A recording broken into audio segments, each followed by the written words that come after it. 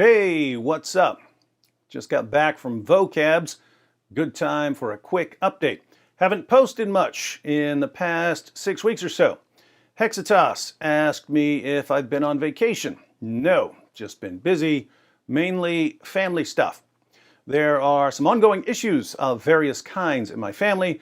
Every few years, multiple disasters strike all at once. I would normally keep all of this to myself, but some of you are disturbingly interested in the tragicomedy that is David Wood's life.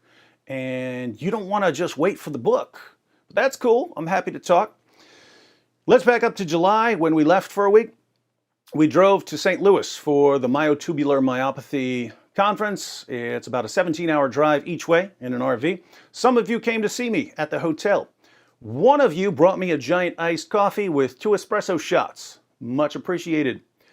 Quick update on the medical stuff. If you're new here, 2 of my 5 sons have a rare genetic disease that keeps their muscles from working. The disease is actually mostly curable now, though the cure is not available. Doctors cured it in mice, then they cured it in dogs.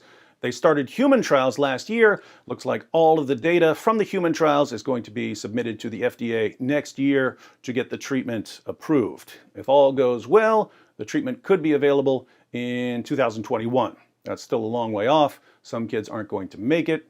My kids might not make it. But whatever happens, it will be awesome to cure a disease like this. And once you learn how they're curing this disease, it's really, really cool. Doctors reprogram a virus to go into human cells and splice in the correct DNA sequence in order to correct genetic defects. Once they can do that, there are all kinds of diseases they can fix. Exciting times.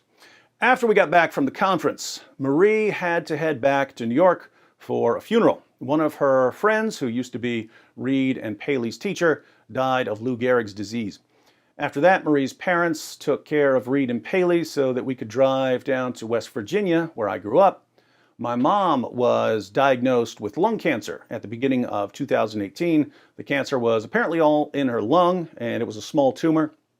So doctors wanted to cut it out before it spread. But they kept postponing her surgery until she finally got sick of waiting and switched hospitals. We drove to West Virginia for her surgery. This was a year and a half after her diagnosis. The tumor was now bigger than an orange. The doctor said they were going to have to remove a lung. Fortunately, the surgery went better than expected.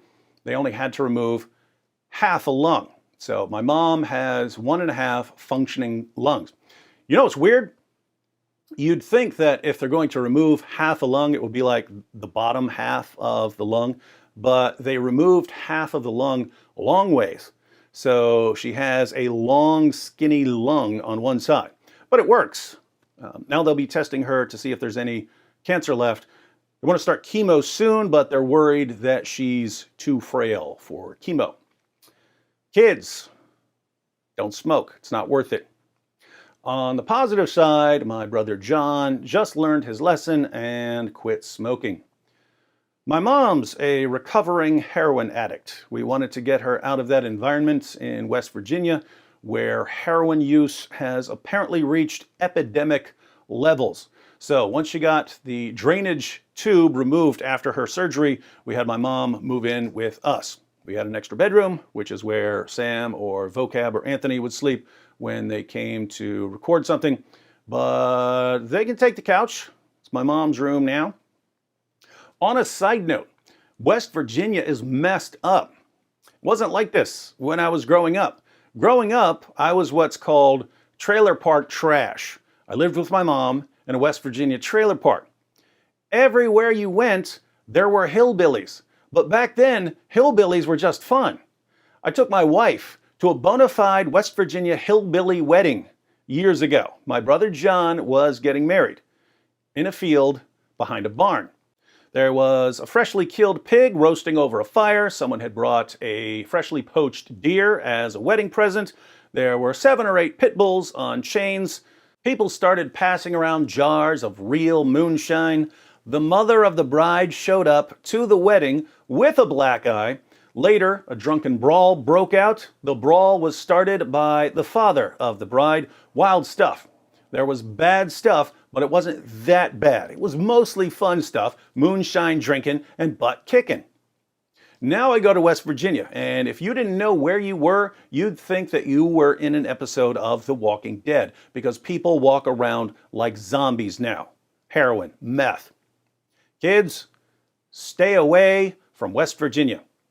Though I suspect that the epidemic is going to spread to every other state as well. Anyway, after my mom's surgery, I picked up Sam Shamoon, Vocab Malone, Adam Coleman, and John McCrae. We headed to New York for the Cross-Examined Instructors Academy. When we weren't at the conference, we were doing other cool stuff in New York. We recorded a bunch of footage. I'll post some of that footage sometime soon because there's some good stuff in there.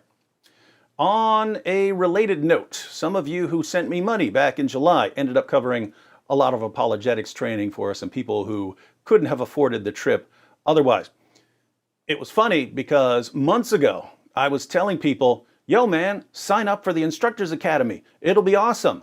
But David, I can't afford it. Don't worry, man. Just sign up. I'll cover it. I had no way of covering it. These things just tend to work out. Then people gave me a bunch of money. Problem solved. Awesome trip for everyone. Now, before someone says, but I gave that money for your kids. I already bought everything Reed and Paley could possibly need except for a wheelchair lift. I still have to get that installed. I have an awesome van and I have a folding ramp, but it doesn't work with the power wheelchairs. They're too heavy. So I'm having a lift installed. Other than that, Reed and Paley have everything. So I bought some other stuff. For instance, I've never really bought furniture. I've always taken someone else's used furniture or something someone was getting rid of or something someone didn't need because he was getting locked up.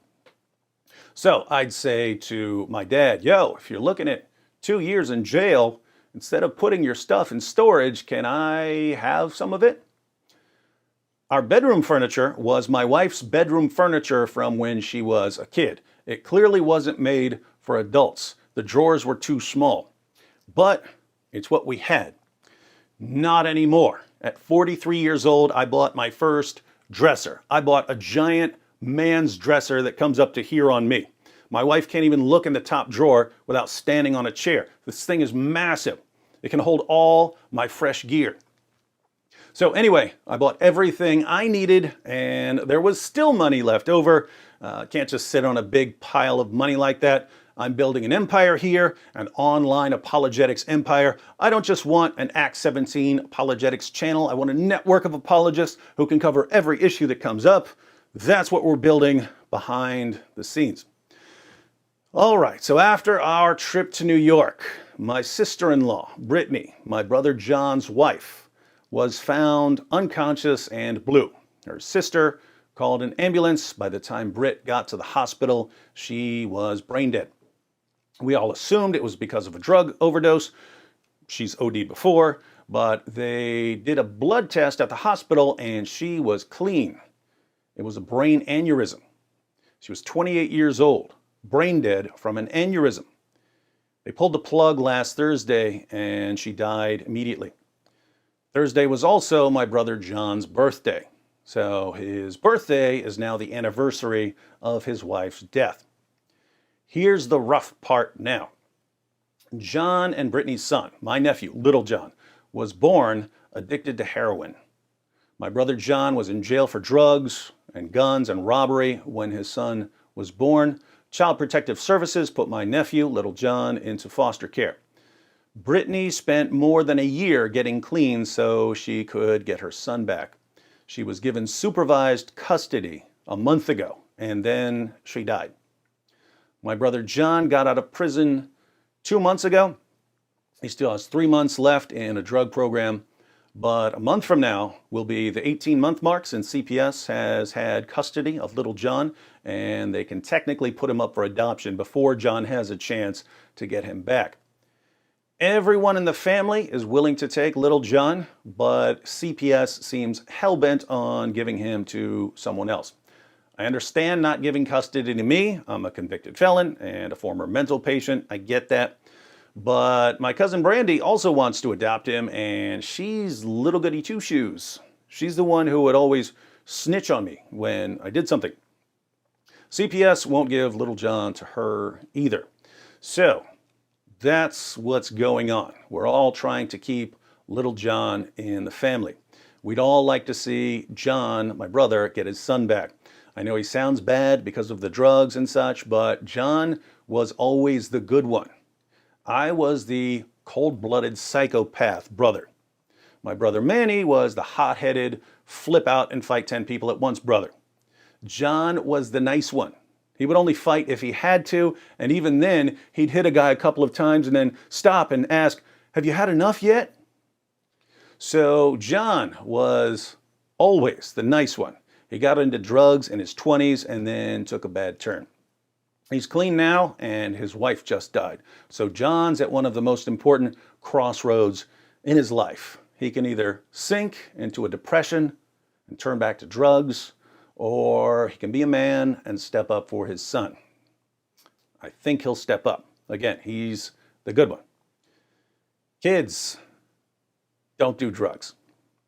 Here's what sucks and terrifies me about drugs. If you get addicted to something like meth or heroin and then you somehow get clean, it's almost like you have to be perfect after that, because you can be clean for 6 months or a year or 2 years, and then all of a sudden you have a really bad day and you hit the needle or the pipe just once for old time's sake, and then you're right back where you started.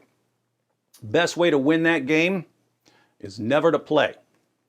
So these are the ongoing adventures of my family. Right now, we're focused on the rescue of little John and the redemption of his father. Sometimes it almost seems hopeless, but I've realized that I kind of like hopeless situations. Hopeless situations can be awesome. Think about it. My nephew, little John, was born an addict. His grandfather, my brother John's father, we had different fathers. John's father was the baddest dude I have ever met. I spent years in prison with murderers, and my brother John's dad was the baddest dude I ever met. 6'3", 300 pounds, ex-linebacker, ex-professional boxer, violent dude. He would fight entire bars full of people. He died on his way to kill my mom. Police cornered him on a bridge. He told police what he thought of them, and he jumped off. That's little John's grandfather on his father's side. The man died on his way to kill little John's grandmother, my mom. Little John's grandmother, my mom, is recovering from heroin addiction and lung cancer. I don't know anything about his grandparents on his mother's side, except that his grandmother showed up to his mother's wedding with a black eye, and his grandfather started a drunken brawl at said wedding. Little John's dad was in jail when he was born. His mother couldn't have custody because she was an addict. He got to be with his mother for 1 month before she died. And now he might get to be with his father in a few months.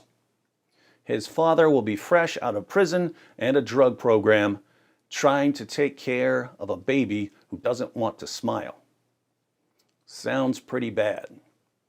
But what makes it bad is also what makes it awesome.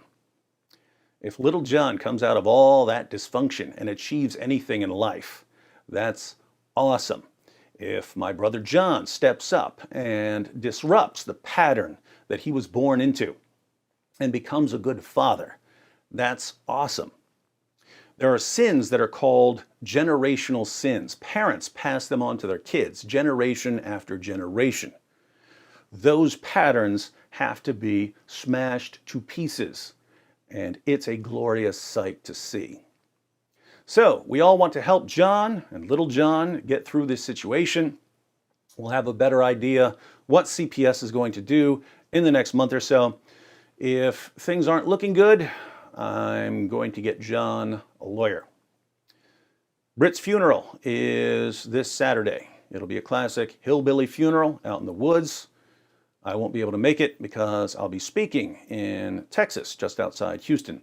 But Maria's driving down with my mom and Luke and Blaze and Kepler. Little John is going to be at the funeral, so Marie and my kids will finally be able to meet him. All of this makes you sit back and think. Apparently, you can just drop dead from a brain aneurysm one day. I could drop dead from a brain aneurysm tonight. Tomorrow is not guaranteed. So we have to think about what's important, what's going to last. I've been making videos about Muhammad for years now, and it's time for me to apologize to Muslims everywhere. I've focused so much on Muhammad because millions upon millions of people have been manipulated into thinking that they should base their lives on his teachings.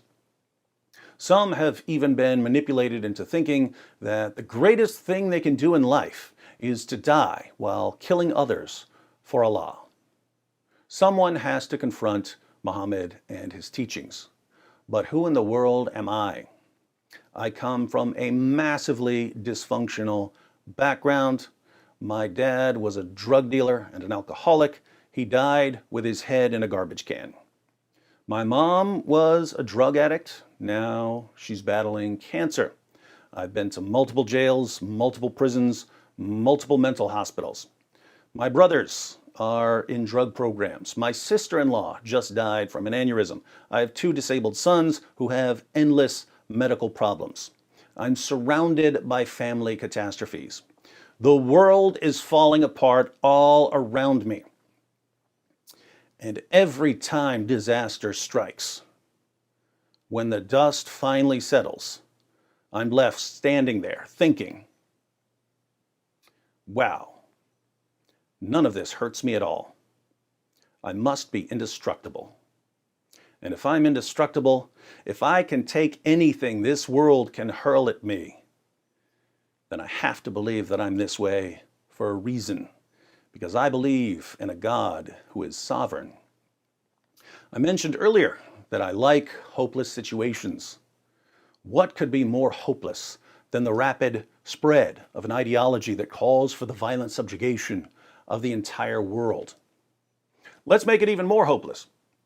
If you dare criticize or question this ideology, you're labeled a racist and a bigot by politicians and journalists and educators and entertainers, and you and your entire family will be threatened with torture and death. Utterly hopeless. I feel like I'm made for this. I keep getting sidetracked by family disasters, but once the disasters are over, I feel more powerful, more focused, more invincible, like I should fling myself relentlessly at the biggest, most hopeless situation in the world and see which one of us breaks first. Muhammad was a madman. Sometimes it takes a madman to deal with a madman. The world needs a madman. I am that madman. So I have to apologize to Muslims everywhere for not taking my calling seriously enough, for not coming at your prophet hard enough, for not working diligently enough to rescue you from the deception you've been manipulated into accepting. I hereby vow to get back on track. But I think it will take a couple of weeks. I'll probably post Muhammad Meets Stephen W. Hawking tomorrow. I know I was supposed to post Muhammad Meets Darth Vader last week, but I needed some outside help with some special effects. Fine, I'll give you a quick sneak peek. Some people believe my special sword is the same one Isa will use when he returns to kill all the pigs and the Antichrist. It's called the Sword of the Prophets. Counterfeit religion and ancient weapons are no match for a good lightsaber at your side. Really? Well, my religion is now the ultimate power in the universe. Allah commands I use it. Don't be too proud of this suicide vest you've constructed. The ability to blow up a boom boom room is insignificant next to the power of the Force. See, I didn't know how to do that.